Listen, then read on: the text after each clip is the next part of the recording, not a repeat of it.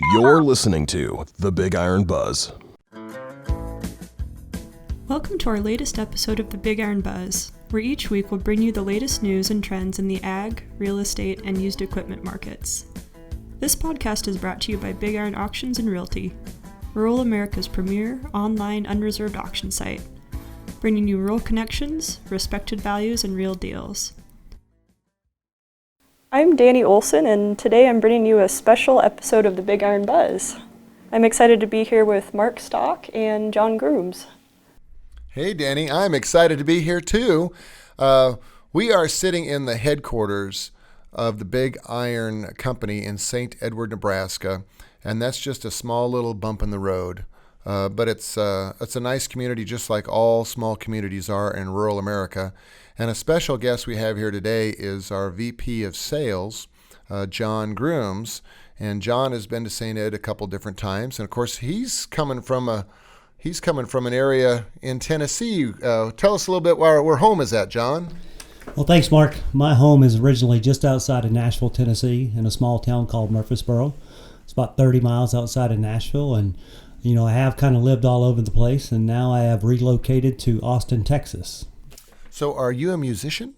No, I'm not, and I don't even sing, Mark. You don't even sing. Now, there's a real big country western festival somewhere south of Nashville somewhere. Isn't it? What is that called? The Country Western Festival? Or are you talking about Bonnaroo, the music festival? Yeah, I think that's what I'm talking about. Yeah. What is that exactly? Bonnaroo is the big music festival they have every year. It's kind of like a junior Woodstock that's just kind of cropped up in a field in Manchester and McMinnville, Tennessee, that brings people in from all over the world. Do they have big name bands and stuff play there too? Oh, absolutely. Yeah. So have you ever been there? I have not been there, but my daughter has.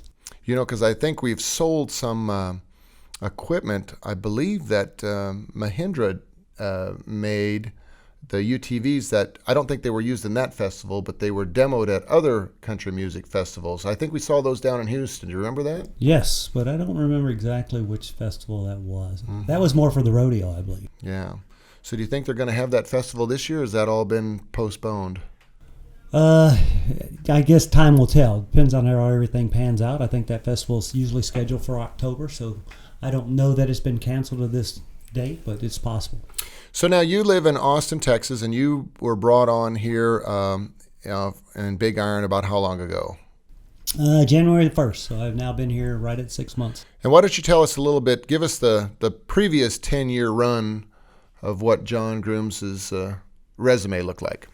Well, I've been in the equipment business for almost 20 years, actually about 20 years now, and I spent a little over 9 years with Kubota. I was with Mahindra for almost 5 years, and after that I was with the Alamo Group for almost 2 years. And what was your capacity in those businesses? At Kubota, I started out as an engineer and then was promoted to a regional sales manager where I had my own territory, the whole state of Virginia, and then was promoted to district sales manager where I was over 5 regional sales managers. And then when I left there, I got the job at Mahindra as head of North America sales and business planning. So you started out with feet on the street, door-to-door sales, so to speak? Oh, absolutely. And still, continue to believe that feet on the street is the way to go. Mm-hmm. Now, you're here as the VP of Sales for BigIron, and you've got how many people that are reporting to you?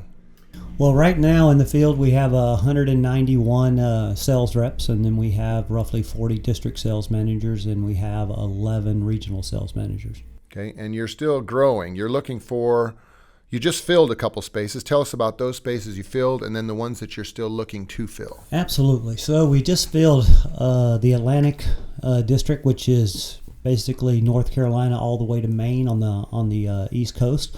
We filled that regional sales manager position with a guy by the name of Lee Weathers. Lee, we're really looking forward to some great things coming from Lee. He has a great background. And then we also filled the Southeast region, which is Georgia, Alabama, South Carolina, and Florida, with Mr. Glenn Ezell. Glenn Ezell has been in the business for over 25 years. So we still have 2 other regions that we're looking to fill. We're looking to fill the region for Texas, Oklahoma, and New Mexico. And we're also looking to fill the western region, which is a very large region. It's right now it's comprised of Washington State, Oregon, California, Nevada, and Arizona. Now, okay, you're a sales manager, and you told me a while back when we were just having conversation that you first graduated high school and you wanted to be a what were you, an Evel Knievel? What were you exactly? Well, I raced motocross and enduros for probably over 22 years. And when I originally got out of high school, that was kind of my focus, but I was never quite good enough. So I needed a career, so I decided to go to Nashville Auto Diesel College and was a mechanic for the first part of my career up until I was probably 31, 32 years old. So if something don't start, you know how to change a battery, is what you're saying? I do know how to change a battery. I do know where the gas cap is. So to me, that's kind of important, because you've started somewhere with your hands on, and you're still hands on. Mm-hmm. So, and tell me how important you think that is to your management style. Oh, I think it's very important. I think it's in order to lead people and drive people to make sales, you have to have walked in their shoes before. I think it's a whole lot easier when you've been where they're at, and I think they appreciate it. I think that they realize that you've done exactly what they're doing, and you're not going to ask them to do anything you wouldn't do yourself. What do you think a salesperson in BigIron with the BigIron organization needs to have to generate a level of success? Well, first and foremost, we've talked about this a lot, and we think the number one attribute that a good sales guy has to have is desire, passion, and it has to be really self-motivated. You can do a lot of things for a sales guy, but you cannot make him motivated. If he's not motivated already, there's not much you can do to make him be motivated. Mm-hmm. So that's a skill set, right? Yes. I was during the COVID thing. I don't know how many people listening to this were watching the Final Dance episodes of the Michael Jordan and the Chicago Bulls story, and the whole theory behind that program is the motivation that Michael Jordan brought to the team. His desire to win was contagious amongst those that played with him, and that helped elevate Chicago Bulls from the team that was a disaster into a team that in the 90s was a new dynasty. So it's important, in my opinion, to find that person that carries those attributes. And how hard is it to find those people? Well, to be quite honest, I think it's getting harder and harder. I think they're still out there, and there's a lot of good guys out there. But, we are no longer looking necessarily for years and years of experience. We're also looking for people that are very adaptive, because the market is changing more rapidly than it ever has. People are buying equipment differently. They're selling equipment differently. So, for a sales guy to be in the business for 15 or 20 years is great, but he still has to have that adaptive personality that can adapt to changes in market conditions. Do you think in today's world they still also have to be well connected or good networkers? Absolutely. I think it still is a big factor in our industry. Relationships are one of the key things that help us not only create sales, but also continue to have a long sales history with different customers. So in John Grooms' opinion, what's your short-term and your long-term goal here with BigIron.com? Short-term goal would actually be finishing out the team. We still have a lot of not only regional sales managers, but district sales managers to hire. And then I want to get the team really focused together and focused on the number, so they're driving it as a team to the end goal. So that's really the main short-term focus, is everybody aligned to driving BigIron to achieving the goal that we set out. Good. So now let's talk a little bit about you live in Austin. And I know you're always telling me about your wife speaks so many different languages. And how many languages do you speak?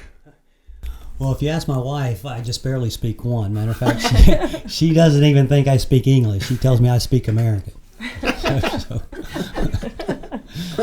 And your wife is an attorney, right? She is by trade, and she's also a corporate HR executive. Mm-hmm. So that has to help a little bit in your hiring process and all those things you go through, right? Doesn't that help?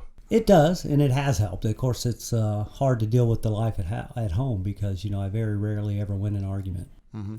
So what's your take on COVID and how COVID has affected, sales in general, not just in the auction business, but sales in general? Have you seen something that is sticking out at you that is an aha moment for how the people have responded and reacted to it? I don't know necessarily that it's an aha moment. I think I've seen a lot of great things in the willingness in our team that, they have been very adaptive to what's been going on, but they still have overcome all the issues that they're facing. They're just looking at, this is the new normal, and I hate to use that terminology, but you still have to get out there and make the sale happen. You're not going to be able to shake the guy's hand anymore for a little while, but you still can look him in the eye and have the conversation. Yeah, I believe that's true. So, Danny, now we've met John Grooms. And John, how do people get a hold of you if they know somebody who's looking for an opportunity to be with the BigIron company? John.grooms@bigiron.com. That's the easy way to reach me. And you spell John the traditional way, John. JOHN.GROOMS@bigiron.com. Sounds good. Thank you very much. Yeah, thanks Thank for you. joining us, John. Yeah, thanks for having me. Well, that wraps up our show for today. Thank you, Mark Stock and John Grooms, for joining us. For the BigIron Buzz, this is Danny Olson, and I'll catch you here soon.